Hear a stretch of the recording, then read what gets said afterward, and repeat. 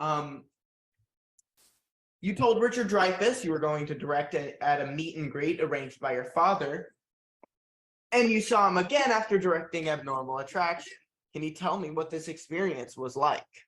That was an amazing experience. I had met Richard Dreyfus clearly many years ago. I might have been 11, maybe 9, somewhere in that age.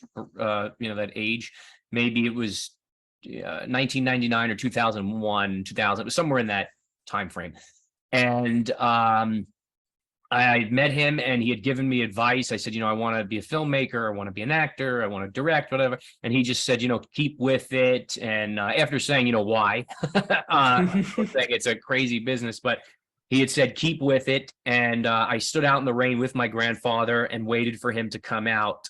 They were shooting a TV show at the time. And I kept going back and forth and waiting. And finally, I guess the AD or someone walked over and says, this kid and his grandfather have been out here in the rain for hours to meet you. And he goes, why didn't anybody tell me? I would have went earlier. And he rushed out and we were with him for like a half hour, 20 minutes. And it was really cool. He signed an autograph and, told me to stick with it. Flash forward, however many years later, I finished my first film. And I meet him at a convention and I start to tell him the story and he remembered the story. He remembered who I was and remembered, he says, you were the kid out there standing in the rain with your grandfather. And he started to cry. He started to tear up.